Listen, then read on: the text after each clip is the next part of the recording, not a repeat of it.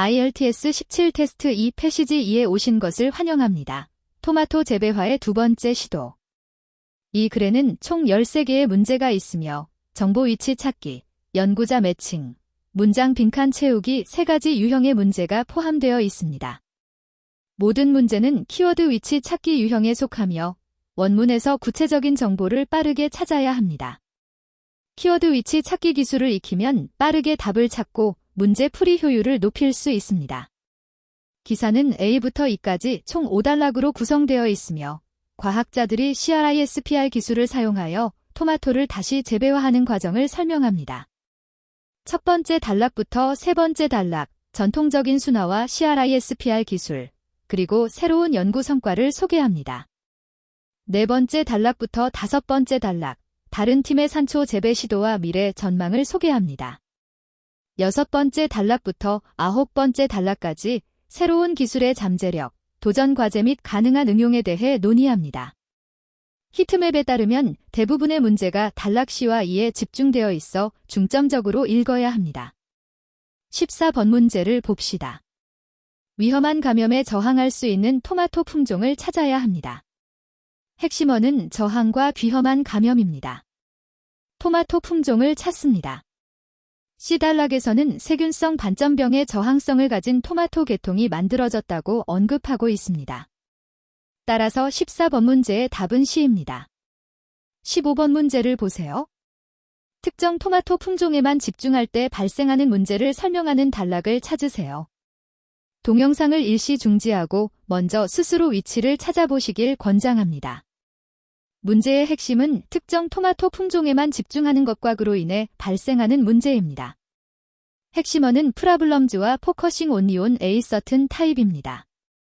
비단을 스캔하면 돌연변이를 가진 단일 식물이 더 큰 개체군에서 번식을 위해 채취될 때마다 많은 유전적 다양성이 손실된다는 것을 발견한다.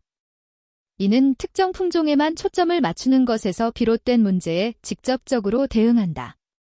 따라서 15번 문제의 답은 B입니다. 16번 문제를 봅시다. 현재 재배되지는 않지만 식량원으로 사용될 수 있는 식물에 얘가 언급된 단락을 찾으세요. 동영상을 일시 중지하고 먼저 스스로 찾아보시길 권장합니다. 문제의 핵심은 식물 예시를 찾는 것이며 키워드는 재배되지 않은과 식량 공급원입니다. 구체적인 식물 이름을 찾아야 합니다. 전체 텍스트를 스캔하면 이 단락에서 팍스테일, 오트그레스 앤드 카우피라는 식물이 명확히 언급되며 이들이 주류가 될 가능성이 있다고 말합니다. 이것이 바로 우리가 찾고 있는 예입니다. 따라서 16번 문제의 답은 E입니다. 17번 문제를 봅시다. 토마토의 초기 재배화와 최근 연구를 비교하는 단락을 찾으세요. 동영상을 일시 중지하고 먼저 스스로 찾아보시길 권장합니다. 문제 키워드는 초기 가축화와 최근 연구의 비교입니다. 3000년 가축화와 3년 재가축화를 동시에 언급하는 내용을 찾아야 합니다. 전체 텍스트를 스캔하면 A 단락의 첫 번째 문장은 인간이 야생 토마토를 재배하는데 3000년이 걸렸다고 말하고 두 번째 문장은 브라질과 중국 팀이 3년 안에 이를 다시 완료했다고 말합니다. 여기서 직접적인 시간 비교가 이루어집니다. 따라서 17번 문제의 답은 A입니다. 18번 문제를 보세요. 유전자 편집 토마토의 맛에 대한 개인적인 반응이 포함된 단락을 찾으세요. 동영상을 일시 중지하고 먼저 스스로 찾아보시길 권장합니다. 문제 지문이 핵심 키워드는 이 개인 반응과 맛입니다. 본문에서 누군가가 토마토를 맛본 후의 느낌을 설명하는 문장을 찾아야 합니다. 전체 텍스트를 스캔하면 C단락에 여그 커드러의 직접 인용문이 포함되어 있습니다. 그것들은 매우 맛있고 맛이 약간 진하며 매우 향긋합니다. 이는 문제 설명과 완전히 일치합니다. 따라서 18번 문제의 답은 C입니다. 다음으로 19번부터 23번까지의 연구자 특성 매칭 문제로 넘어가겠습니다. 준비해 주시기 바랍니다. 19번 문제를 봅시다. 문제는 특정 식물을 길들여 미래의 환경적 도전에 적응시킬 수 있다고 말합니다. 동영상을 일시 중지하고 먼저 자가 테스트를 해보세요. 핵심 단서는 미래 환경 도전에 적응하는 것, 즉 식물이 기후 변화에 대응할 수 있다는 것입니다. 이 단락을 보세요. 가오차이샤는 가뭄이나 더위에 강한 야생 식물을 선택하면 지구온난화 속에서도 잘 자라는 작물을 만들 수 있다고 말합니다. 이는 문제 지문과 완전히 일치합니다. 따라서 19번 문제의 답은 B입니다. 20번 문제를 봅시다. 문제 지문에는 특이한 식물을 재배하고 먹는 것이 대규모로 받아들여지지 않을 수 있다고 나와 있습니다. 동영상을 일시 중지하고 먼저 스스로 생각해 보세요. 문제의 핵심은 대규모 수용과 특이한 식물입니다. 대규모 수용에 대해 회의적인 연구자를 찾아야 합니다. 이 단락으로 이동하세요. 조나단 존슨은 새로운 음식이 인기 있는 주식 작물이 되기 어렵다고 말하며 대규모 수용에 대해 회의적인 입장을 보이고 있습니다. 따라서 20번 문제의 답은 D입니다. 21번 문제를 봅시다. 문제 지문에는 일부 연구의 미래 방향을 공개하는 것은 권장되지 않는다고 나와 있습니다. 동영상을 일시 중지하고 어떤 연구자가 이 견해를 가지고 있는지 생각해 보세요. 핵심 관점은 미래 연구 방향을 공개하는 것은 현명하지 않다는 것입니다. 핵심어는 not advisable과 made public입니다. 이 단락으로 이동합니다. 커드런은 CRISPR이 이 과정을 너무 쉽게 만들기 때문에 자신의 팀이 어떤 종을 목표로 하고 있는지 밝히고 싶지 않았습니다. 따라서 21번 문제의 답은 A입니다. 22번 문제를 보세요.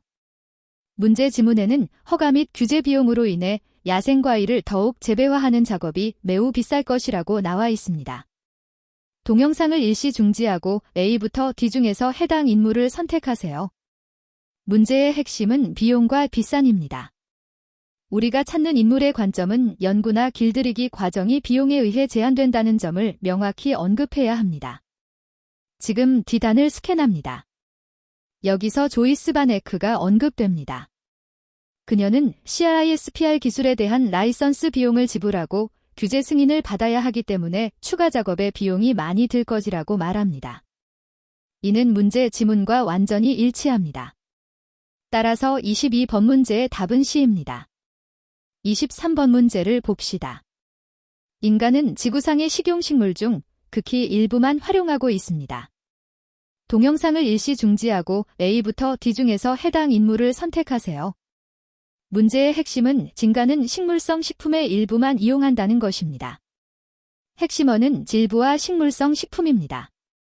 A 단락 끝에서 여그 커드런은 세상에는 5만 종의 식용식물이 있지만 우리 에너지의 90%는 단 15종의 작물에서 나온다고 말합니다. 이는 문제를 직접 뒷받침합니다. 따라서 23번 문제의 답은 A입니다.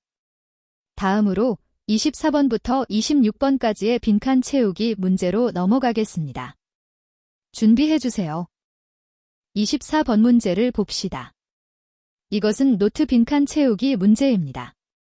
문제 지문에 따르면 슈퍼마켓에서 재배되는 토마토 품종은 많은 풍미를 잃었습니다. 공백 앞에는 헤브로스트 머치 오브 데어가 있어서 여기에는 명사가 필요합니다. 플레이버는 명사로 풍미를 의미하며 문법에 맞습니다. 문제의 핵심어는 토마토 품종과 슈퍼마켓입니다. B단락으로 돌아가서 이 단어들이 포함된 문장을 찾습니다. 원문은 다음과 같습니다. 슈퍼마켓에서 재배된 토마토 품종은 풍미를 많이 잃었습니다. 플레이버라는 단어는 원문에서 직접 제공되었으므로 대체할 필요가 없습니다. 따라서 24번 문제의 답은 플레이버입니다. 25번 문제를 봅시다. 문제 지문에 그들이 프루트 웨이트라는 유전자를 편집하여 과일 크기를 2배로 늘렸다고 나와 있습니다. 빈칸은 사이즈 오브 뒤에 있으며 명사를 넣어야 합니다.